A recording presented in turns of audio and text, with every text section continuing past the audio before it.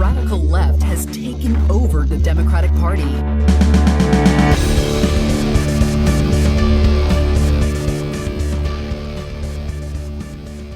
Hello and welcome to Think Progressively, covering politics and all the other chaos life has to offer. This is episode 38, recorded on Friday, May 28th from Milwaukee. I'm Joe. And I'm Jason. And on today's episode, we'll be discussing what critical race theory actually is and whether or not it'll destroy the fabric of society. Ooh. Jason, work off of me here. It's coming for us and your children. But before it does that, the headlines. The fact is that everything he's saying so far is simply a lie. I'm not here to call out his lies. Everybody knows he's a liar. First up in headlines, the commission to investigate the January 6th attacks on the Capitol have officially been voted upon. Or not actually voted upon. In a vote of 54-35, the ballot failed because in our system, 54-35 is a loss. So it failed to reach the 60 vote threshold, which would make it filibuster proof. Yep. And because the filibuster is essentially meaningless at this point, that's all that nobody has to stand there and talk until they pass out or anything. It's just, well, you didn't get 60 votes, which you'll never get 60 votes for any bill that has any sort of contention because you'll never have a 60 vote majority. Well, and why would the opposition or the minority party do it? Yeah. So nothing substantial will ever get passed from either party until we get rid of the filibuster. 6 Republicans did vote in favor of the commission. Those were Senators Bill Cassidy of Louisiana, Susan Collins of Maine, Lisa Murkowski of Alaska, Rob Portman of Ohio, Mitt Romney of Utah, and Ben Sasse of Nebraska. Many of those you may have seen also vote in favor of impeachment the second time around. I don't know, if you can't have enough self-respect to want to investigate your own attempted murder.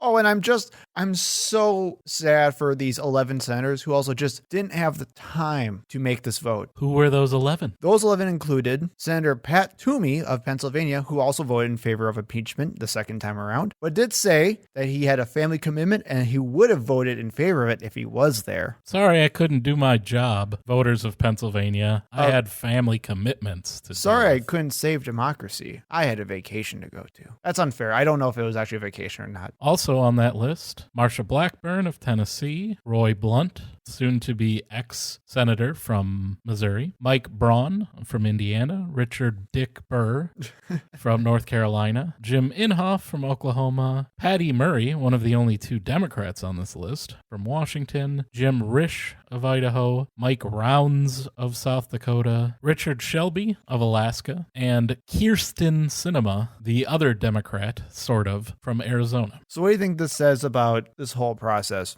That we need to get rid of the filibuster. Yeah, That's stupid. Not surprising, right? We already talked about this last time. We knew this was going to happen. Kill Phil. And shockingly, now, okay, the fact that Kyrsten Sinema didn't even show up for the vote makes me really angry. Like, yeah, I know the other ones are upsetting too, but like Kyrsten Sinema really ticks me off because of the fact that she's actively advocating against the filibuster or against getting rid of the filibuster. And then she doesn't even show up to make these important votes. Come on. And she didn't make it because she knew that her vote wouldn't have mattered because she knew the filibuster was intact. So then she didn't have to make a spectacle of herself again by giving it a snarky thumbs down or anything like that. So she could just safely hide away and not even participate in our democracy, which she is paid to do. That's her actual job. Murkowski did blast Mitch McConnell on Friday for refusing to back the commission, accusing the leader of putting short-term political gain, in her own words, instead of finding out the truth of a deadly insurrection. And of course, Joe Manchin still believes they will find a way forward to get this commission going. Come on, man. And he recently said that he's not willing to get rid of the filibuster. No. So what is he going to do here? I am willing to get rid of Joe Manchin. Well, and Republican voters in West Virginia may do that for us anyway. Ugh. At this point, he's no different than having a Republican there. So frustrating, man. So frustrating. So this means that likely the investigation into the Capitol riot would move to a committee, which is a much more partisan investigation because that would be picked completely by the House leader, who is Nancy Pelosi. Mm-hmm. Remember, this was supposed to be a bipartisan commission, and they turned that down. God, it's annoying. Next up, Texas gets ready to allow unlicensed carrying of handguns. Sounds like a good idea. Yeehaw! not doing anything to dispel that Yosemite Sam stereotype. According to an NPR article, Texas is poised to remove one of its last major gun restrictions after lawmakers approved allowing people to carry handguns without a license and the background check and training that go with it. This will also come, as we didn't have this in the headlines, but this will come in the shadow of yet another mass shooting, this time in San Jose at a train yard. Yep. What we need is more guns, because then guns with guns will guns, and then guns. I believe that is the NRA/GOP reasoning behind their gun law legislation. And their big argument for this is to say, like, well, this gives people a better right to bear arms and that they're going to have a better chance to defend themselves. Yeah, like This I said. is insane. Guns. Therefore, guns. I can't even imagine the idea of, hey, let's have no way of tracking who owns what. Screw it. Again, these are laws written by gun manufacturers. Oh, I thought you were going to say Republicans. I mean, yes, you're right. Yeah, no, by gun manufacturers that all they care about is you buying more guns. Right. That's what this is. We just want it so that literally everyone can buy as many guns as possible so that I can buy some more lakefront property. Well, and it's not even just that. It's buying more guns, which creates more violence, which then begets, hey, you should be scared, buy more guns. And that's all it is. It just keeps going around and around and around. Meanwhile, I'm safe in my mansion surrounded by walls and gates. So what do I care? I cannot believe that they think this is a good idea. Come on, Texas. Yippity yip yip you. And I cannot imagine a state that'd be as dumb as Texas to do anything so stupid and ridiculous. And, oh, wait. On Tuesday, the Wisconsin GOP-led legislature, after being called into special session by the Democratic governor, Tony Evers, on the topic of expanding Badger Care and getting $1.6 billion of our own citizens' federal tax money, decided to not have any discussion or debate about that, and in less than 1 minute, cost the taxpayers of Wisconsin $1.6 billion. $billion with a B. Pretty standard, do nothing, gavel in, gavel out. How many times have they done this? Every time they've been called in for a special session by our Democratic governor, because they don't, again, this is just a continuation of the Republican strategy of doing absolutely nothing. And obstructing the process as much as possible. Unless they have a Republican majority everywhere. Otherwise they're not going to do anything. This is just more of what we were talking about with the whole filibuster issue. Republicans refuse to vote for Democratic legislature, even though, again, that's their job. They're not supposed to decide what they're going to vote for, what they're not going to even have a vote for, which is what this is. They didn't even have any discussion, any debate, nothing. They just came in, had enough to have a quorum, so not even everybody is there because they know what's going to happen, and then they leave. And they do absolutely nothing, and they collect a paycheck, but yet they will tell you, if you're on any kind of government program, that you need to get off of welfare and stop sucking on the government teat and go get a job. Meanwhile, this is what they do for a living. Nothing. So what are they doing then? If they're not spending time doing this, what are they doing? Well, Robin Voss, who is a huge government welfare recipient, got over $200,000 worth of PPE for his private business during the pandemic, and also gets a full salary and benefits for doing absolutely nothing in the state legislature, as we mentioned, has decided to use taxpayer money to hire former police investigators to look at the November election. Well, and the big thing is he doesn't even know how much it's going to cost. That's the big thing about this, where yes, we're spending taxpayer dollars on hiring retired police officers and an attorney to investigate several aspects of the national election that took place in Wisconsin. Even though it's already been investigated by the state election board, which is their job, and they do that every election, and they actually have experience doing that. Just like, as we were talking about last week in Arizona. It's not like they're like, oh, there's an election. No one look into anything. Any reports of any kind of malfeasance or fraud, we just ignore unless somebody create some kind of commission to do it. No, they always look into and follow up on every report. But here's the kicker, though, Jason, and see if you can find out what the plan is here. According to the Milwaukee Journal Sentinel article, Voss said the investigators will likely provide a report for him by the fall with their findings. He said he wants to identify laws that should be changed rather than try to find people who the investigators believe have violated the law. Yeah, so we went over this last week. Again, this is the strategy to just provide cover for the Republican voter suppression laws that they've already been pushing everywhere in 47 states. They've already been proposed. All this is to give post facto justification to get those reports and say, well, we've got this official sanctioned by the legislature report that says we should not allow minorities and people who live in big cities to vote. And we should not make it easy for people to actually get to the polling place before it closes. If you're not somebody who can take off of work and you don't want to spend all day in a line in a crowded district to go vote, well, I'm sorry, that's too bad. That's what this official report that we have in front of us says that we need to do. That's why they're doing this. And to make matters worse, on top of that, Wisconsin lawmakers also advanced a proposal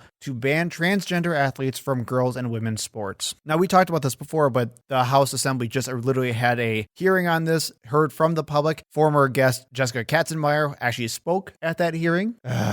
Frustrating doesn't give it justice. If you're looking for a silver lining from both of these stories, as long as we do have Tony Evers or a Democrat as our governor, any legislation coming out of, either one, racist or two, transphobic will likely be vetoed. Correct. Well, and I think one thing I want to make very clear with this is when you hear this type of rhetoric from Republicans or conservatives or your crazy aunts and uncles or relatives or friends or whatever, know that these types of bills are not just homophobic and transphobic and, God, any other phobic or racist you can imagine. They're literally unfactual, anti-science, and goes against the preponderance of research that's been done in this field so far.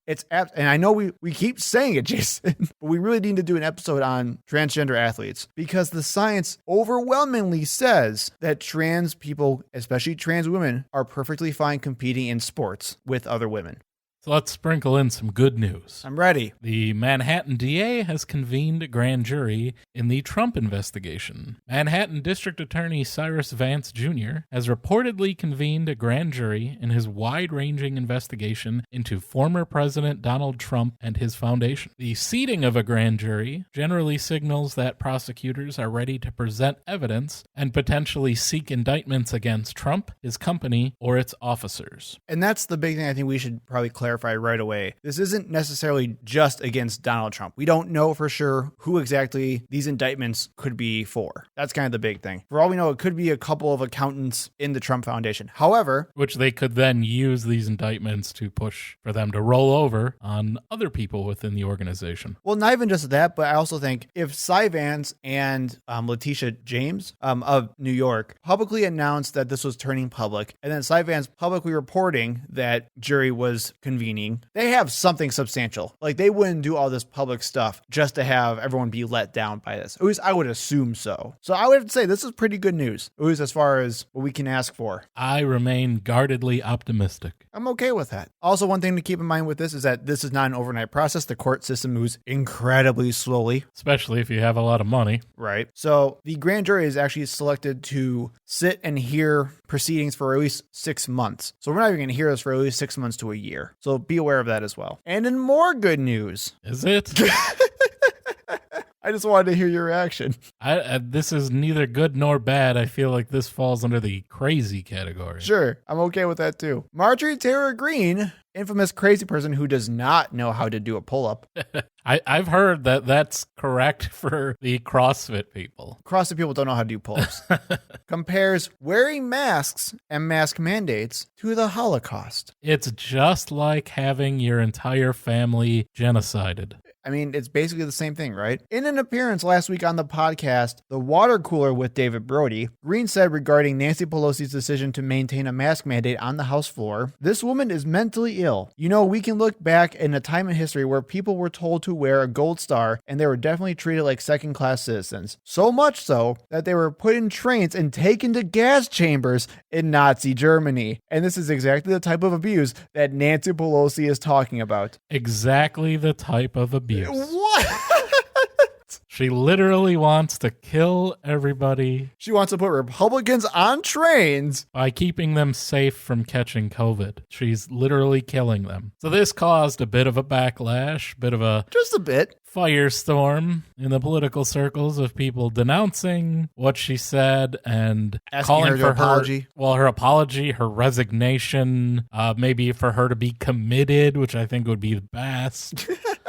But instead, she doubled down and said Yeah. that she did nothing wrong and that her statements were correct. And that the proof of vaccination that some places have been asking for, or certainly that you're given when you get your vaccination, is the same as wearing a gold star. A tweet from Queen QAnon stated, "Vaccinated employees get a vaccination logo, just like the Nazis forced Jewish people to wear a gold star. Vaccine passports and mask mandates create discrimination against unvaxxed people who trust their immune systems to a virus that is 99% survivable." Those numbers are not accurate, by the way. And yes, she trusts her immune system, showing that she is an idiot. Yep. And that the people in Georgia who voted for her should rethink their life choices. Well, and Kevin McCarthy, Minority House Leader, finally got a spine to stand up to Green and to say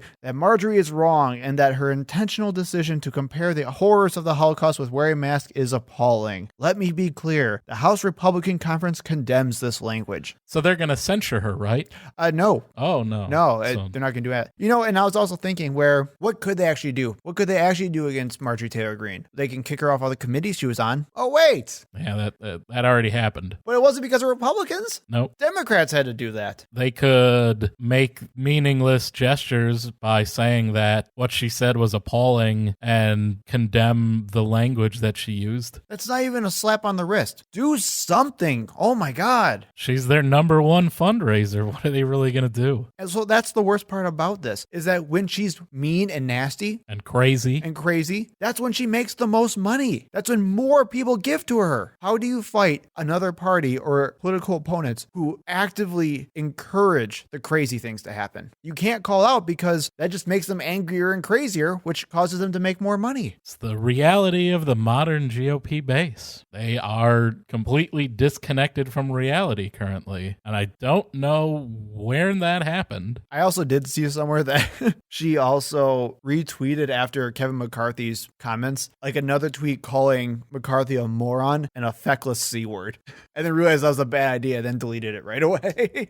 She's crazy. Yeah. Well, look at her. I mean, just listen to her talk about anything for 10 seconds. Look, and I also understand that, sure, Marjorie Taylor Greene is not every Republican, right? I also understand that. I also understand that there are several Republicans that actively do not like her at all. Okay, fine. But let's, just for fun, compare the supposed crazies, right? Where you have Marjorie Taylor Greene, who is probably we'll say, Democrats' boogeyman for Republicans in the GOP. And like, she's their extreme crazy. Then look at who the crazy person is for the boogeyman on the right. It's AOC. It's Bernie Sanders. They're not even remotely similar. Nope. This person wants to give you health care as a basic human right And cares about equality. and helping the most marginalized people in society. I'll also just reiterate, Marjorie Taylor Greene is another Republican who believes in free market ideas. She is the reason why COVID is as bad as it is right now. Or she's at least one of the reasons. Because if she actually gave a shit about any other American other than herself, she'd be on the train fully with vaccinations and masks and everything as far as COVID precautions go. But she's actively standing in the way, which is the best argument you have against libertarianism and free market capitalism. I don't trust any of these people to do the right thing. She is literally just doing what she needs to do to make money. Yep. Which is the biggest argument against capitalism that you can find. Like, honestly, putting people in mortal danger to make $1 Yep. So if anyone ever asks you, what's the problem with libertarianism, or what's the problem with free markets, or the arena, or was it the arena of ideas? Marketplace of ideas. Thank you. Just show them our current living examples of people who completely refute all of those arguments, who hold way too much power in this country. Well, now you brought up bad arguments, so I feel like we need to move on to our main story and talk about critical race theory. All right. Don't sound too enthusiastic. I'm trying to figure out the transition. Like, are you saying the critical race theory is a bad argument, or the bad arguments against critical race theory? I think we're going to be talking a lot about some bad arguments when discussing critical race theory. All right. I'm okay with that. That was really a productive segment, wasn't it? It's hard to get any word in with this clown. Let's talk about the current social boogeyman that's going to destroy our children's education, cause the downfall of society, and lead us into a race war. The gay agenda. Sorry, that was last decade. That was, yeah. Sorry. Critical race theory. We recently had 20 state attorneys general write a letter to the Secretary of Education stating that they oppose the teaching of critical race theory. And that would be all of the hee-haw states. Alabama, Alaska, Arizona, Arkansas, Georgia, Idaho, Indiana, Kansas, Kentucky, Louisiana, Mississippi, who I don't think they like any education, Missouri, Montana, Nebraska, Ohio, Oklahoma, South Carolina, Texas, Utah, and West Virginia. We have 2 states that have already passed laws targeting the teaching of critical race theory, Idaho and Oklahoma, which Oklahoma Governor Kevin Stitt was kicked off of a commission marking the 100th anniversary of the Tulsa Race Massacre after he signed that bill into law. Iowa and Tennessee have passed bills in their legislatures that are currently waiting to be signed by their governors. Texas has a bill that is currently passed by their Senate. It has to go to their House. It's been going back and forth now for a while to get some of the language straightened out. And also lawmakers in Oregon, Arkansas, Utah, Missouri, and Arizona are currently writing their own versions of anti-critical race theory legislation. So I want to know, why are attorneys general writing to the Secretary of Education about what should be taught in schools? Because they are all teachers, or at least experts in the field of education. Oh, I'm sure the Mississippi AG is definitely an educator. Well, let's also keep in mind, too, that a lot of these bills that either have passed or are waiting to pass have intentionally vague language. And that's the point. The point is to make certain words like compel and force as vague as possible, where they can just make anything that they don't like against the law. It can go as far as any discussion of racism or history that has, I mean, how do you talk about history of the United States without talking about race? Well, I guess we're about to find out in 20 states. There was also the 1776 Project PAC that was launched on Monday to raise funds to support school board candidates who oppose public schools teaching critical race theory and the 1619 Project. Well, and you may have known from our episode about the 1776 Project versus the 1619 Project that that's insane. Don't teach the history of black people in the United States. That's what that's saying, because that's what the 1619 Project is. Right. The history of black people in the United States. Well, it's Don't saying teach that. We should actively seek people who aren't going to push for this. It's so crazy. And I guarantee you they'll be successful. We saw it coming from the atheist community with all of the creationism. And also, spoiler alert, the Discovery Institute is involved in this as well. Ew, I don't like that. I don't like that at all. So why don't you tell us what critical race theory is? If this is so bad, if these 20 states are taking steps to protect their children from this horrible theory, what is it? Sure. So I actually want to start with what it's not. Critical race theory, or CRT, is not a school curriculum. It is not a diversity program. And if you listen to conservatives, you may also think that it's a Marxist propaganda that teaches us to hate white people. It's not that either. So when talking about critical race theory, we need to understand that it has been misunderstood, distorted, and straight up bastardized by both proponents and critics. And that's kind of a big thing too. In actuality, it's an academic and legal philosophy that was popularized back back in the 70s. Some of its pioneers were Derek Bell, generally known as the father of CRT, Kimberly Crenshaw, Richard Delgado, Gene Stefanik, and several others. It grew from what was called critical legal studies, which posited that laws weren't necessarily objective or apolitical. In 1995, Gloria Lanson Billings from the University of Wisconsin and William F. Tate began applying the critical race theory framework in the field of education, moving beyond legal scholarship. And this is generally, just as a caveat as we get into the subject, this is generally a postgraduate field of study. Yeah, we should really make this caveat. So not something that either one of us, not being law school students, are really equipped to talk about. When doing a lot of research, I saw a lot of interviews and discussions with Derek Bell. So much of it is over my head that it's hard, even as a layperson, to try to absorb what the subject matter is so that I can communicate. So I think that's part of this. Well, and I was just going to say too, is that when we're talking about it being distorted or misunderstood by both proponents and critics, this is what happens when you have very complex academic fields of study. We've seen this with different types of scientific studies like biology and whatnot. You also saw different things like in psychology where people don't know how their own brains work most of the time. So please keep in mind that, one, we are not the best sources on this. I'm going to link many different sources that we found I think are incredibly helpful, including sources that are from proponents of critical race theory. But look into this yourselves as well. We're just going to give you like the very most like surface level take about what it is. So what are the main arguments behind critical race theory? Well, first and foremost, critical race theory recognizes that race is not biologically real, but a social construct and is socially significant. It recognizes that science, as demonstrated in the Human Genome Project, refutes the idea of biological racial differences. According to scholars Richard Delgado and Gene Stefanik, race is the product of social thought and is not connected to any biological reality. Rather, races are categories that society invents, manipulates, or retires when convenient. So a lot of times you see the criticism of it teaches that one race is superior to another. I see that wording, which had to come out of the Manhattan Institute, which is one of the biggest proponents of this, being anti-critical race theory. I was going to say, wait a minute.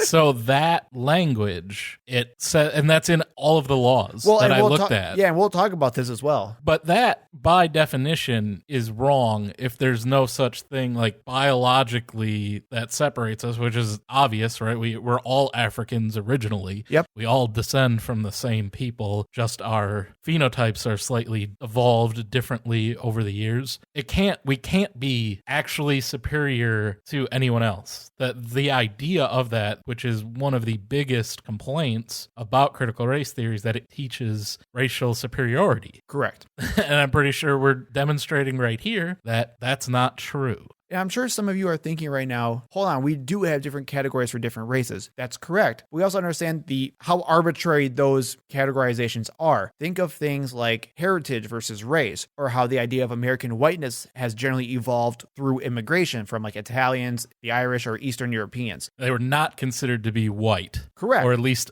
and that's the thing, it's different in each area too. In America, if you were Irish, you weren't considered white. Italians are another example. Sometimes they think of themselves as white, sometimes they don't. I saw an interview with Christopher Rufo, who is the #1 opponent of critical race theory and probably the person that has crafted all of this legislation. He comes from, as I said, the Manhattan Institute and aforementioned Discovery Institute. And when pushed of what does he like about being white, because his complaint was, it teaches that whiteness is bad. Mm-hmm. So they're saying, okay, what's good about being white? What do you enjoy? What is good about being white? And his response was, well, I'm Italian, so I'm not really so white. It goes immediately to heritage. Right. And it's like, that's... Well, and it's the exact same thing when people talk about, well, black people say they're proud to be black. Yeah, but when you listen to what black people also say, they also go right back to their heritage. The only reason why they refer to themselves as black is that they were literally subjugated because of their skin color. Because of their race. Literally. And a good example of how gray racial categorization is just think about Hispanics. How you have white Hispanics and non-white Hispanics. And if you call a white Hispanic just a typical white person or Caucasian, they will get upset with you because you are misidentifying them. You can think of Jewish people too. Yes. And there's also the difference of cultural versus religious versus racial. Again, these things are social constructs, and critical race theory identifies that. Correct. That's not a biological hard distinction. If you look at someone's DNA, you cannot determine race. And people have tried, and that's how we got real big racism. And unfortunately, according to Marjorie Taylor Greene, that's how we got mask mandates. So that's step one. The second part is that racism doesn't just happen at the individual level. It is woven into our systems and institutions that create public policy. Remember, this started out as legal studies. So of course, it's going to be based around legal precedent and how we actually make laws. This was meant to challenge laws and procedures that did not explicitly create racist outcomes, but nevertheless did. Think of various judicial policies, healthcare policies. Heck, we actually talked about some of these in our previous episode about redlining, where different housing policies may not have explicitly said to discriminate against black people or people of color, but they did anyway. Or think of the fact that cocaine convictions don't carry as harsh of a sentence as crack convictions, even though it's the same drug. Or that, statistically speaking, black defendants will get longer sentences than white defendants for the same crimes. That's what we're talking about. There's no law that says black people should be punished more harshly than white people. And that's when you get people like Ben Shapiro, and well, point me to the law that says it's not a law, but it is the outcome. Correct. That's what we see. Well, and that's another, I don't want to call them tenets, but we'll say a principle of critical race theory as well, is that it talks about outcomes and not intentions. I don't care if you're racist. I don't care if you don't think you're racist. What you did was probably racist. And that's usually what ends up happening. So when people talk about critical race theory or even just more broadly systemic racism, you need to understand that this is about outcomes and that you can have good-hearted people doing racist things. And it doesn't matter what you actually believe or what you actually think you're doing, because that doesn't matter. The only thing that matters is what actually happens. And there's the idea, and I don't understand why this is one of the biggest criticisms. The United States is fundamentally a racist country. You piece of trash, commie. People are like, oh, that it teaches that. That's horrible. No, that's the truth. Mm-hmm. We were built as a slave nation. African people were thought of as property. They weren't people. It's built into the Constitution. The 3/5 Compromise was not about the rights of black people, of slaves. It was about the rights of their owners, because property doesn't have rights. That's the foundation that we started from. That was baked in literally into the Constitution. And that's also the basis of a lot of things, including the police department. They were originally slave catchers. If you look into the history of how individual county police departments began, those things are undeniable. That's just history. I would say that's just literally looking back at our history. That's all it is. So to deny that makes you stupid. Yeah, it means you're denying history and you're not learning, you're not understanding. And it's not like once emancipation, we'll ignore the fact that, we're still a long ways to go after that. But it's not like once that happened, we threw out every law and just rewrote the Constitution. Like, oh, well, we screwed this up the first time. Let's try again and let's make sure we include everything. No, we still had all of the same legislation. We still had all of the same foundations. Well, and all the same people running those institutions. So that's what critical race theory accepts, that the United States foundationally at its core is a racist country. It doesn't mean that it has to stay that way, but it means that we have to accept that and try to figure out a way that we can make it equitable. And I think that is the number one thing that people will not accept, that are against any kind of teaching. And you'd see it the 1619 Project,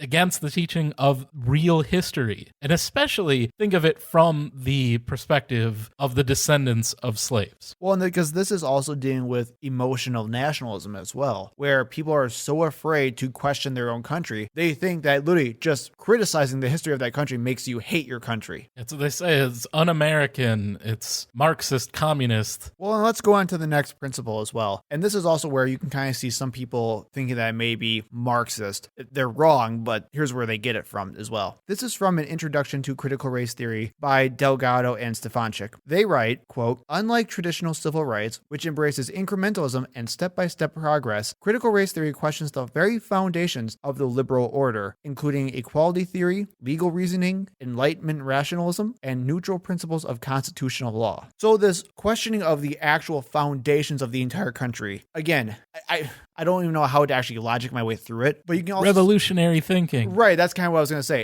It's almost like a revolutionary type of way of tearing down the system and rebuilding it in a better way. And if you want an example of critical race theory in use, I've got one from Derek Bell, that Brown versus Board of Education and the successes that were made in the civil rights movement, like the Civil Rights Act, were a result of Soviet criticism of U.S. treatment of black citizens during the Cold War. Well, yeah, and he also talked about how specifically Brown v. Board of Education was to enhance the status of white elites as opposed to help black Americans. Right. It helped the U.S. in the Cold War. They were able to push back. I guess that, and this is, again, our education system is pretty bad. Apparently, this is a huge thing in Russia and Eastern Europe that was going on around that time. Any criticism that the U.S. would make about their system and communism and how it's unfair, they would say, yes, and you lynch, they said Negroes in the translation, but you lynch black people in your country. That was like that phrase, and you lynch Negroes, is a huge propaganda phrase that was used in Eastern Europe against the United States. Literally any criticism they would say, and the response would be, yes, and you lynch black people. So the idea of getting rid of segregation and improving the life of black citizens was not so much to improve the life of black citizens, but as a middle finger to the Soviet Union. And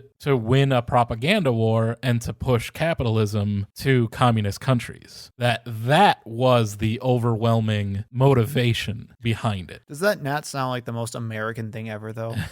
We're going to spite give people rights. And that is also a principle of critical race theory, is to say that any kind of civil rights advancement that is successful, if you look at it, you will probably find that it benefits the majority society. Yeah, there are underlying factors that probably make it a little bit messier than we expect it to be. The other example I heard Dr. Bell talk about was that affirmative action, statistically speaking, benefited white women more than black men. Correct. And like we said before, we're not going to go so deep into this is graduate level research here, but those are the general ideas of what critical race theory is, or at least for what most, I don't want to say lay people because that's not even correct because they don't even know what this much is already, but we'll say from the non-academic standpoint of a layperson. From what we got from a week of research. Right.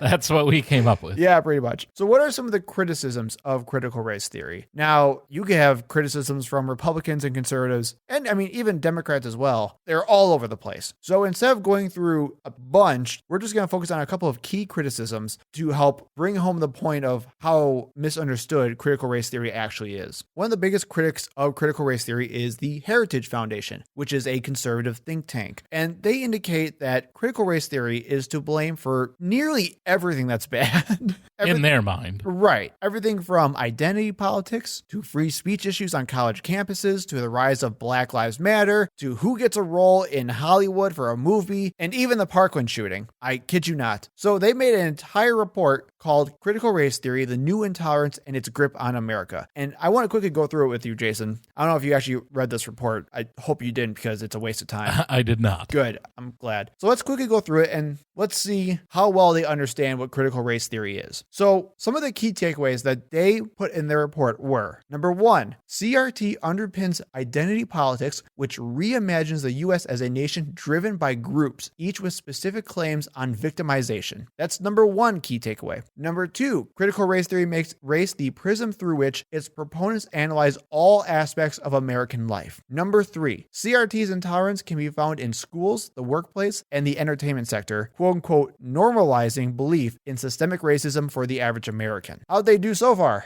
I think we already debunked all of these, but sure, it's just what you hear from, it's written into those laws. It's divisive. It makes everything about race, even though, as we talked about, one of its core tenets is that race is a social construct. Well, let's quickly go through these. So I had the biggest issue with the first one, which is that it underpins identity politics, which reimagines the U.S. as a nation driven by groups, each with specific claims of victimization. Number one, when anybody talks to you about how horrible identity politics are, they do not understand how politics in general usually work. Because here's the deal. Identity politics is nothing new. From the day we began politics, I'm talking like even BC times, we always go around based on social groups. And we actually have an abundance of research that shows the majority of political opinion is actually based around the idea of social groups and social representation. That's what identity politics are. Even when conservatives want to talk about how the left's all about identity politics, you see it all the time on their end. What about white Americans? What about the men? What about Christians? So when anyone ever talks When's White History Month? Right, exactly. So when anyone ever talks to you about how bad identity politics are, they're either lying or they're completely ignorant on the subject. The second issue I have with it is that when they talk about how there's specific claims on victimization, I hear this all the time, Jason, from people who talk about it's the oppression Olympics. Yep. It's always about, well, how can I just be another victim again? As you could tell from the tenets of critical race theory, it talks nothing about trying to be a victim. It just talks about what our history is and what actually has happened in our nation's history. And what's continuing to happen. Correct. And how we can fix it. So, and actually on that, let's talk about what the Heritage Foundation actually thinks the main tenets of CRT are. And you just give me a quick yes or no, Jason. We're going to go right through these, all right? Number one, the Marxist analysis of a society made up of categories of oppressors and oppressed. True or false? False. Number two, an unhealthy daub of Nietzschean relativism, which means that language does not accord to an objective reality, but is the mere instrument of power dynamics. I think that sentence does not accord to an objective reality.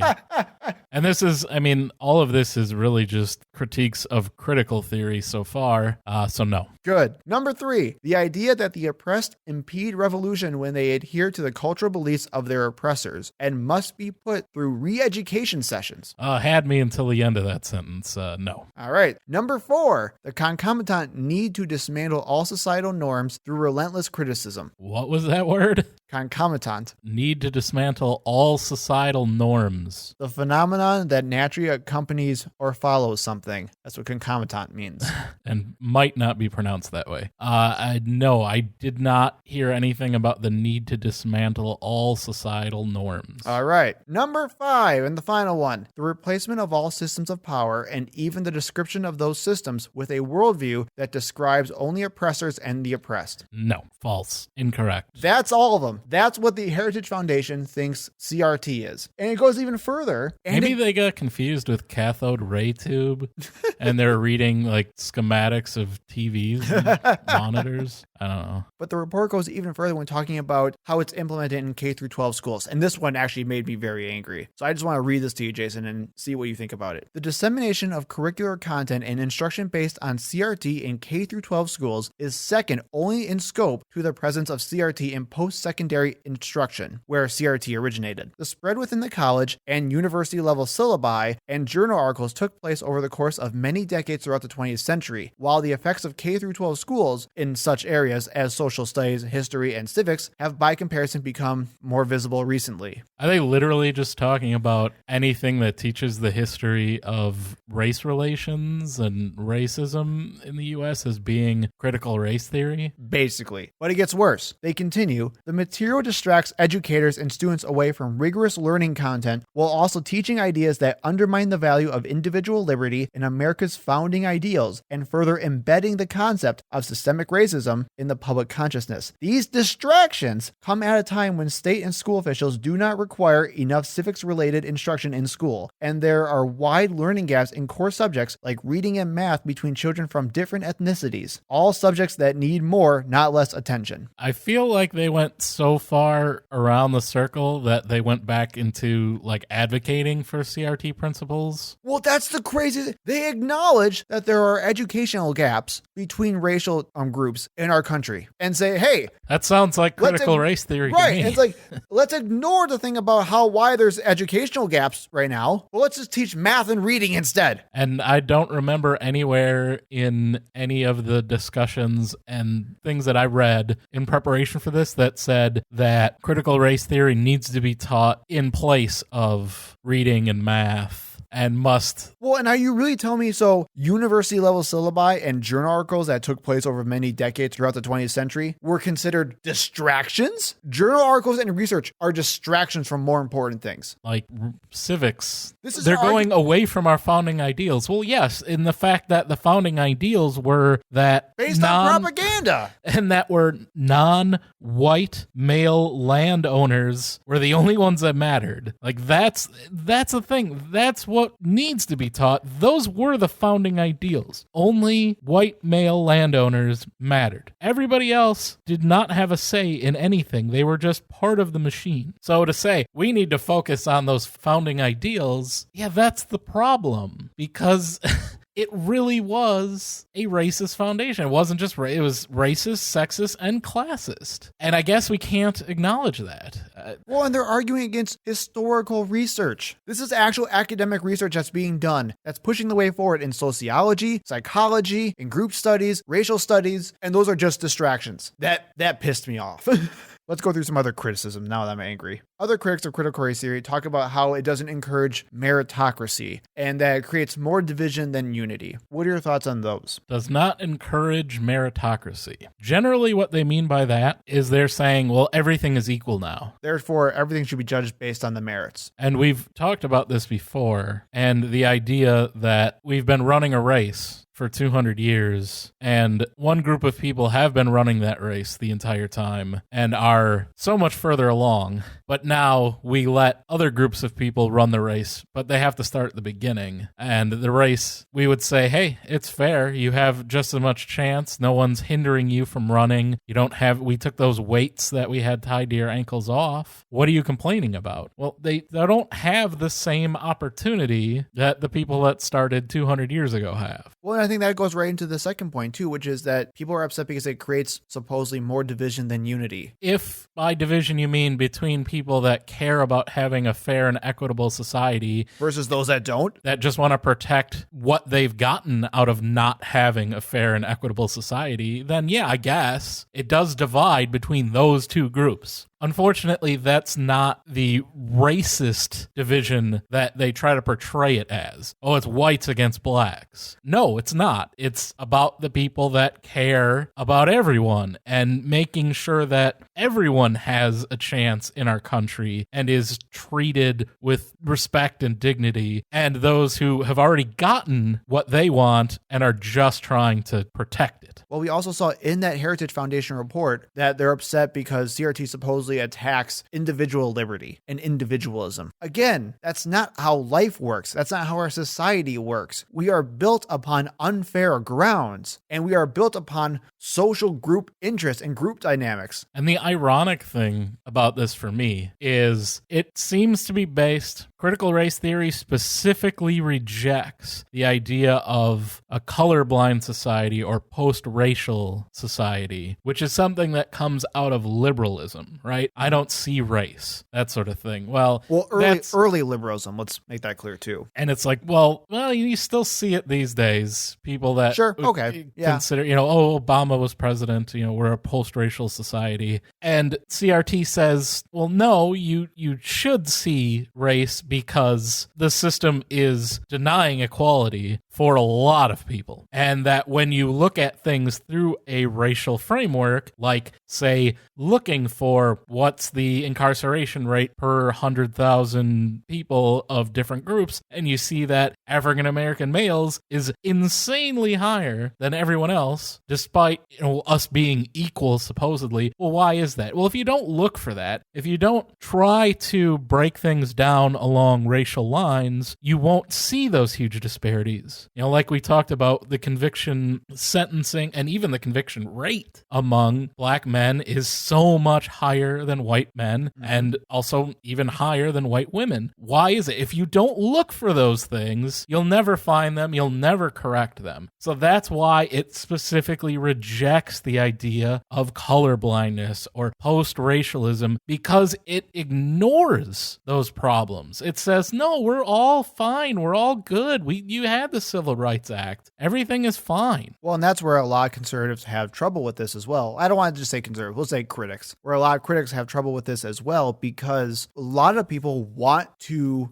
be comfortable in their understanding of race. They don't want to be seen as a part of the problem. They don't want to be uncomfortable. And they want this problem to be over, or they want it to be a problem that can be solved. Why can't racism just be solved? Well, it's not necessarily a solvable problem in the way that you think it is. I mean, for goodness sakes, we may always have racial issues in this country. It may not even be in the way that we see it now, but there may always be some kind of issue that has to be addressed. And that scares people because they don't know what to do about that because they can't solve the problem. And the last criticism I have, Jason, is that critical race theory may be more performative and more based on stories than actually doing anything to solve the problems at hand. And that comes from one of the main tenets of critical race theory being about telling stories, about actually understanding people's experiences, and that being storytelling being a big part of that. But is that a bad thing? Should we not listen to people's experiences? That's, again, you get to the Ben Shapiro, well, point to the law. That's the issue. When things are systemic, it does become important to listen to the lived experience of people, right? The idea that people are treated differently when they're pulled over by the police. And I've never had to get out of a car and lay face down on the road or anything like that. That's my lived experience. When you get pulled over, it's an inconvenience. Maybe you get a ticket, maybe you don't, but you're not in any real danger. But that's not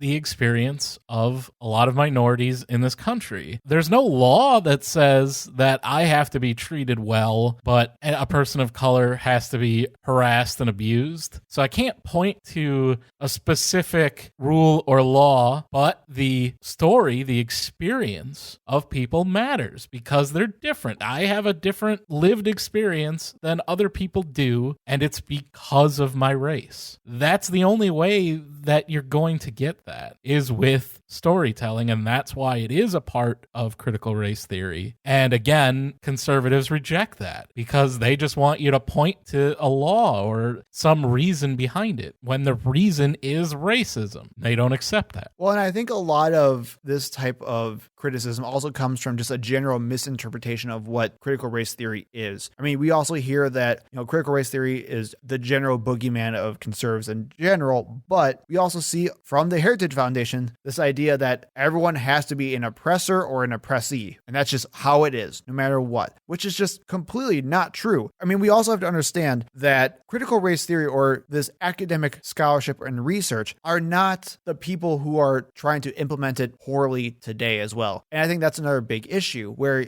critical race theory is not Twitter. Critical race theory is not wokeness or whatever. Cancel culture. Right. It's not right. And I think that's where a lot of these criticisms come from. So for example, with the performative thing, you may have people who are saying, well, I'm super woke, or they may not even say that, but they'll say I'm about equality and understanding systemic racism. And they'll yell at somebody supposedly for not getting it right, or they'll try to cancel someone while there are actual racial and systemic issues that are happening in this country. Sure. But that's not what critical race theory is. We need to understand that. So we need to have a very defined line between what CRT is and what people who abuse it and bastardize it are. And I mean, we can even talk about corporate diversity programs that are super cringy. I'm sure we've probably seen some conservative news outlets say, oh, so-and-so company says all white people are evil. I mean, that's not critical race theory. As we just saw, that's not what critical race theory is. So be aware that the misinterpretations of critical race theory are just that, misinterpretations. I saw one that was completely disingenuous that was talking about, a new study came out that shows that according to critical race theory, babies are racist, or specifically white babies are racist at 3 months old, when it was talking about a study that was done to see when babies are able to distinguish between different races and when they actually will favor people who look like their caregivers. It's not necessarily their race. If you're a white baby that has black caregivers or vice versa or whatever, you will favor that face. Yes. And they just want to figure out when that exactly Right. happened. And they showed that it was at 3 months. Oh, white babies are racist at 3 So months. it's psychology research. That's all it was. I'm not sure the exact field, but yeah, that's what the actual research was, and it's interesting and important, and that's something that's it is kind of neat to understand. Oh, look, critical race, they ascribe everything to critical race theory that they feel like they can get away with, and that people will jump all over it. There were, is that same Christopher Rufo guy. Right. And of course, 1 million retweets, likes, people talk, oh, this is terrible. It's teaching our kids to hate themselves and hate America. So why is it so important to understand what critical race theory actually is? Well, I think to finish it out, I wanted to show you some public polling data that I found on this. And literally, just for this episode, I did a quick Google search of critical race theory polling data. The first thing I found were a ton of links from conservative news outlets, anti-critical race theory groups, and The Federalist, which is what I found this from, which was a poll that was done back in April that conservatives were touting where 3/4 of Americans oppose white privilege training in critical race theory in schools. And that kind of shocked me. So I looked into it a little bit more. I'm going to read a couple of these questions to you, Jason, and I want you to see what some of the issues are. So for these questions, they asked the participants if they should teach this or not, or strongly teach it, somewhat not teach it, or strongly not teach it. Assign white students the status of, quote, privileged, and assign non-white students the status of, quote, oppressed. Should schools in your area do that or not? I think they should round up all the white students and kill them. That's the question. And shockingly, 78% of respondents said, hell no. Well, of course not, because that's not what critical race theory is. Another one, teach students with lighter skin color who are boys or who are taller or slimmer that they are natural oppressors, and teach students with darker skin color or who are girls or who are shorter or heavier that they are naturally oppressed. Should schools teach that in your area? I feel like that shakes itself out in a school environment.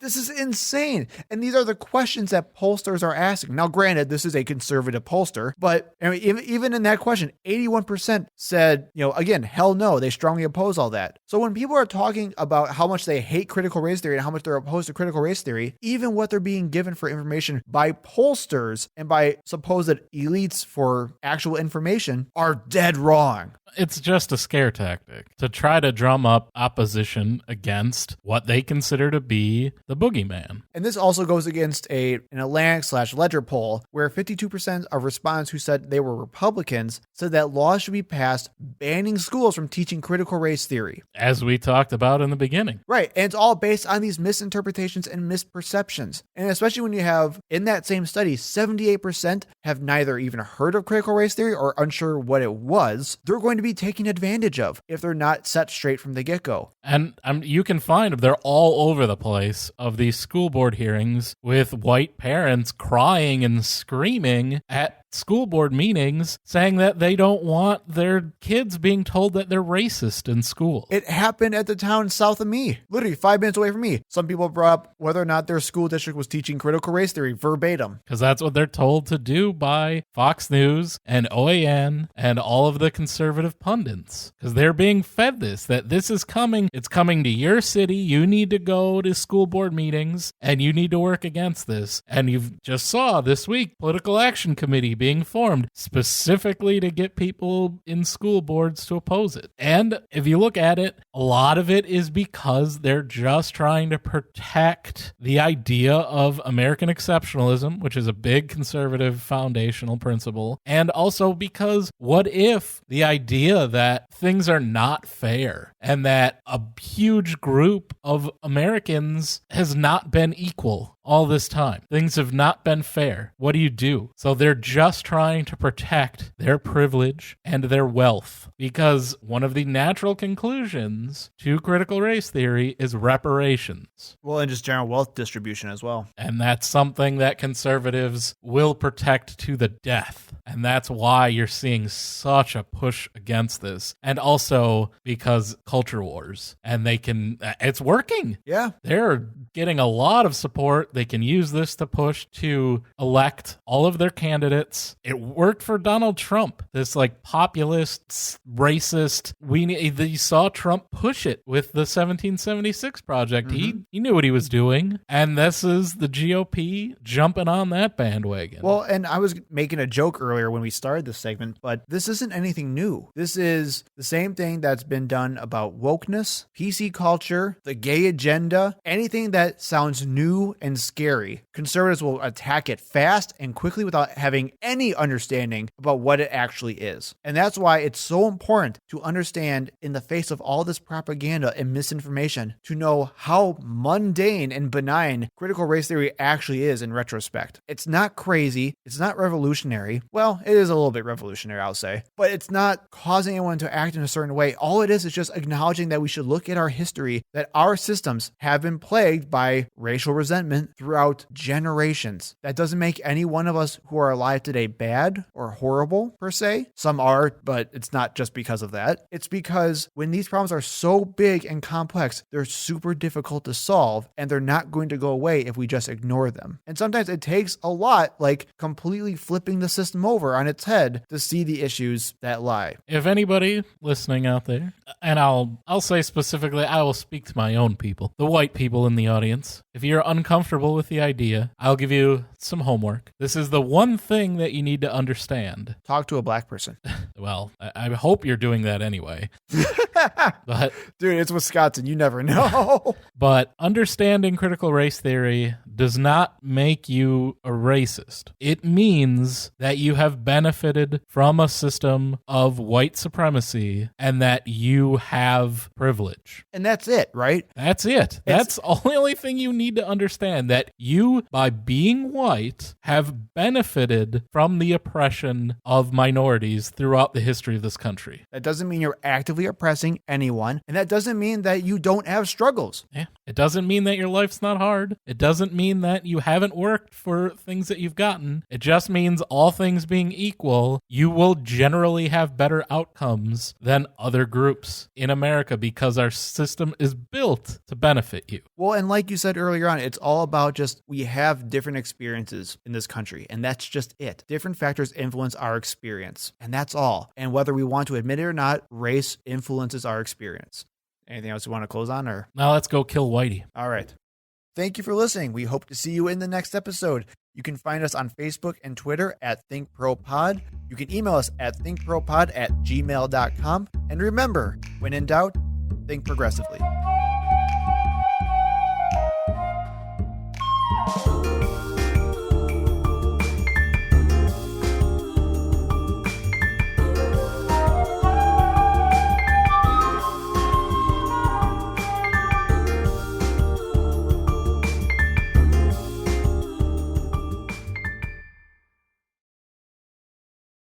Cool. Goo. It was a mix between cool and good. Goo.